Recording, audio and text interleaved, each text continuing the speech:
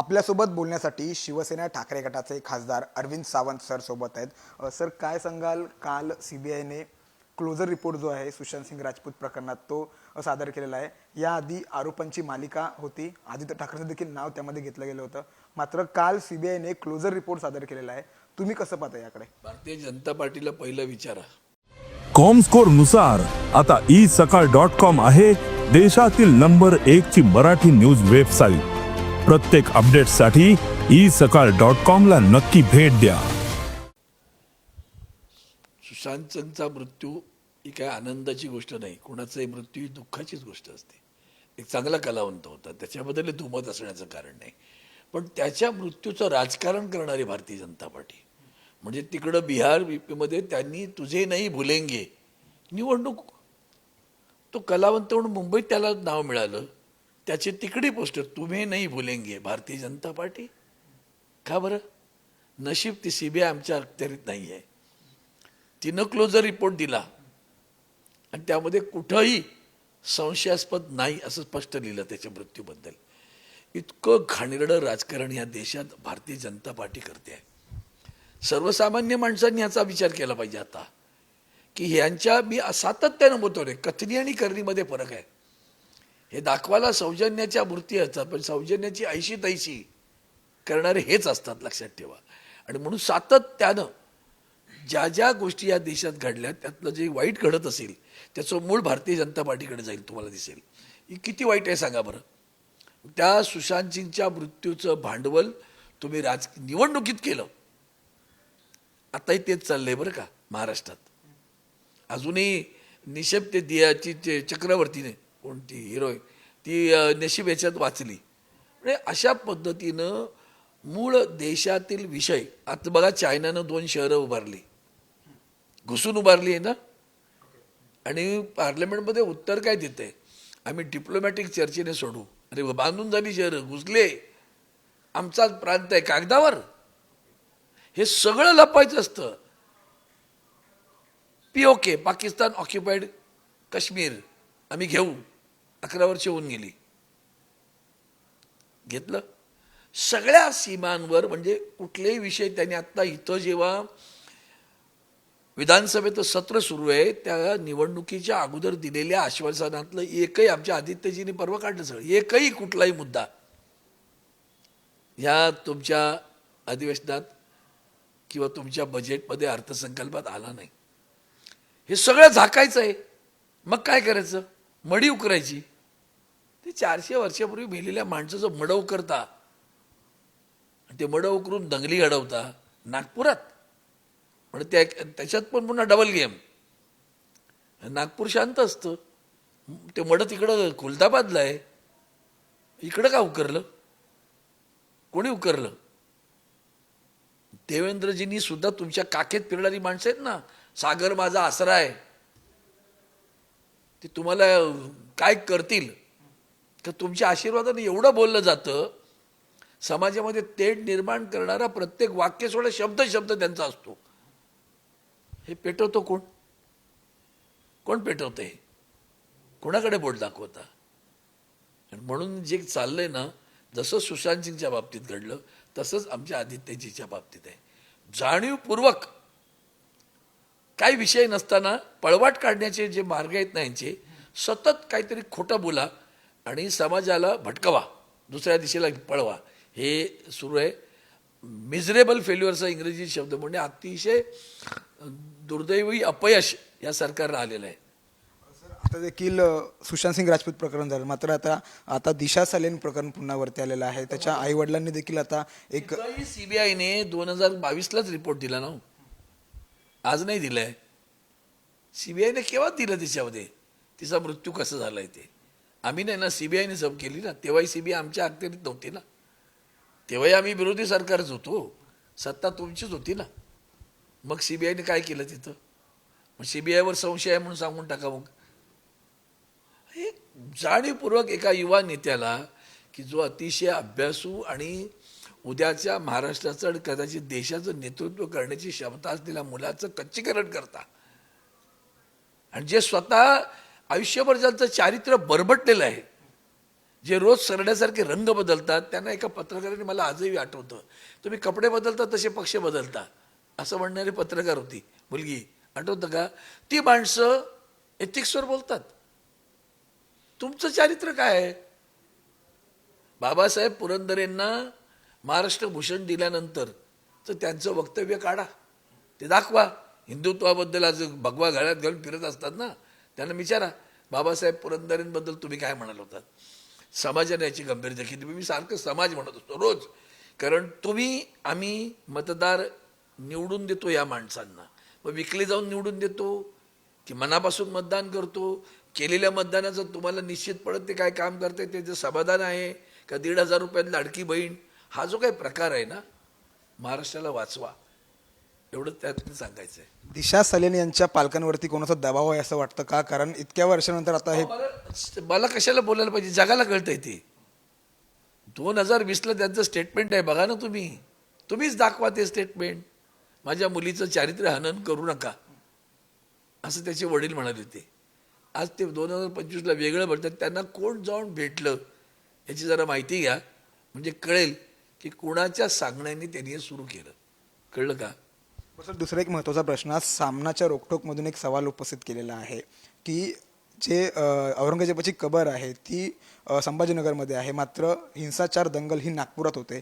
त्या दंगली मागे कोण आहे ते शोधायला पाहिजे. दुसऱ्या ठिकाणी विधानसभेत देखील भाजपचे आमदार हे नगरविकास खात्यामधले किंवा ठाण्यामधला भ्रष्टाचार बाहेर काढतात आणि त्यामुळे कुठेतरी नागपूरच का निवडलं गेलं असं देखील एक सवाल उद्धव ठाकरेंनी उपस्थित केला होता. खरं आहे ना? मला सांगा ना, रोज एकमेकावर भ्रष्टाचाराची सत्ता विरोधी पक्ष नाही करत आहे, एकमेकाचा भ्रष्टाचार काढतायत रोज.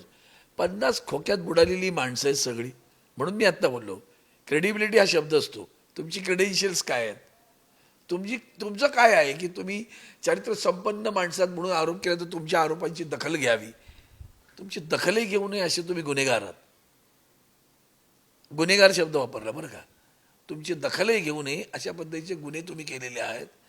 ती माणसं आरोप करतात एकमेकावर. म्हणजे अखंड अधिवेशन तुम्ही बघा, जनतेच्या प्रश्नावर केलं, एकमेकाची उणीधुणी काढणं, चारित्र्य हनन करणं, यापेक्षा आणखीन काय केलंय तुम्ही?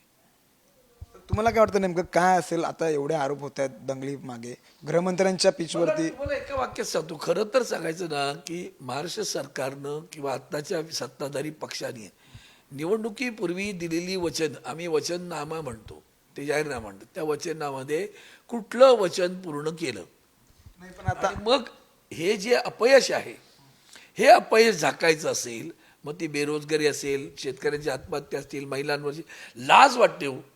एक दिवस जात नाही की ज्या दिवशी आपल्या महाराष्ट्रात कुठं हत्या झाली नाही अशी बातमी येत नाही, महिलांवर अत्याचार झाले अशी बातमी येत नाही, शेतकऱ्यांनी आत्महत्या केली नाही अशी बातमी येत नाही. रोज येते ना. हे सगळं कसं लपवणार? कायदा सुव्यवस्था तर रसातळाला गेली. देवेंद्र फडणवीसांसारखा माणूस एक अत्यंत संबंध इतिहासातला अपयशी गृहमंत्री म्हणून त्यांचं नाव येईल आता पुढं. अतिशय अपयशी गृहमंत्री. आणि मग त्यांना ह्या सगळ्या ज्या काही गोष्टी त्यांच्या राज्यात घडतायत आणि त्यांना रोज डिफेंड करायला लागते, यावरून तुम्ही समजून जा महाराष्ट्राचं किती रसातळाला राजकारण गेलंय. कोणीतरी त्यांना अडकवण्याचा प्रयत्न करत आहे का? सामनाच्या रोखठोकमधून सवाल उपस्थित केला गेलाय. असू शकतं. नागपुरात का खरंच स्वयं प्रश्न आहे. RSSचा गड, माननीय नितीन गडकरींसारखं दिग्गज नेतृत्व तिथं आहे, माननीय दस्तूर खुद्द राज्याचे मुख्यमंत्री तिथे आहेत, त्यांच्या भागात दंगल होते आणि त्याचा मागमूसही ज्या मुख्यमंत्र्यांकडे गृह खातं आहे त्यांना लागत नाही. हे आश्चर्यकारक नाही का? खुलताबादला मड, तो बिबिका मकबरा पण तिकडंच आहे त्याच्या पत्नीच्या नावाने केलेला. आणि हे उखडा, ते बजरंग दल, ते काय तुमचं विश्व हिंदू परिषद कुठे होती हो? गेल्या काही वर्षात त्यांचं नावही नामोनिशाणही नाही. मग त्यांना कोणी स्पॉन्सर केले जरा बघा. एक जण भगवे गाड्यात घालून ऐसा हुआ हिंदू इसके ऊपर किया उसके ऊपर असं जे सांगत होते ना, त्यांना पण जरा विचारा, तुम्हीला कोणी सांगितले उचलून इकडे उचलायला? विश्व हिंदू परिषदेने संभाजीनगरला का नाही आंदोलन केलं? आंदोलन नागपुरात का? बजरंग दलाने आंदोलन नागपुरात का केलं? बरं, त्यातून अधिवेशन मुंबईत होतं, नागपुरात अधिवेशन असतं तरी मी समजू शकलो असतो. अधिवेशन पण मुंबईत आहे, तिकडं का? हा $1 मिलियन क्वेश्चन. मला काय वाटतं कोण असेल त्याच्या मागे? 100% अरे तेच आहे एकमेकाला. जे तुम्ही आता कंत्राटी वार सांगितलं ना, तेच तिकडे सत्तेचं वार सुरू आहे. बाकी काय आहे? बदनामी करायचं आणि सत्तेवर यायचं. हे सत्ता पिपासू लोक आहे. तो औरंगजेब सत्ता हे त्यातलेच आहेत ना. हे पण सत्ता पिपासू. सत्तेसाठी ह्याला पाड, त्याला पाड, त्याला पड, ह्याला विकत घे, त्याला धमकाव, ह्याला ईडीमध्ये घाल, ह्याला सीबीआयत घाल, ह्याला इन्कम टॅक्समध्ये घाल, धमकावा आणि सत्तेवर बसा. म्हणजे कोणाचं राज्य आहे लक्षात घ्या. छत्रपती शिवरायांचं नाही, शाहू फुले आंबेडकरांचं नाही, संविधान सन्मान करणाऱ्यांचं नाही, संविधानाची धज्जी उडवणाऱ्या आणि लोकांची प्रश्न न सोडवणाऱ्या, अवहेलना करणाऱ्या लोकांचं राज्य आहे. दुसरा एक महत्त्वाचा प्रश्न, हे महायुती सरकार आहे, हिंदुत्वाची कास धरून चालणारं आम्ही आहोत असं महायुती सरकार म्हणते. मध्ये भाजप असेल किंवा मग शिवसेना शिंदे गट असेल की हिंदुत्वाची कास धरून आम्ही चालतोय. हिंदुत्वात आहे का? हिंदुत्व असं म्हटलंय का?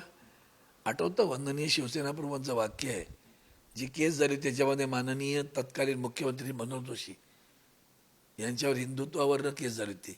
त्याच्यापूर्वी बाळासाहेबांवर वंदनीय शिवसेना प्रमुखांवर झाली. त्याला तर शिक्षा झाली. गर्वसे का हिंदू आहे. ऐका, 6 वर्ष निवडणूक लढवता येणार नाही म्हणजे 5 दोन्ही टर्म गेल्या आणि त्याच्याही पेक्षा वाईट कोणती त्यांना शिक्षा झाली तर त्यांच्या मतदानाचा अधिकार काढून घेतला होता. हिंदुत्वासाठी केलेला त्याग.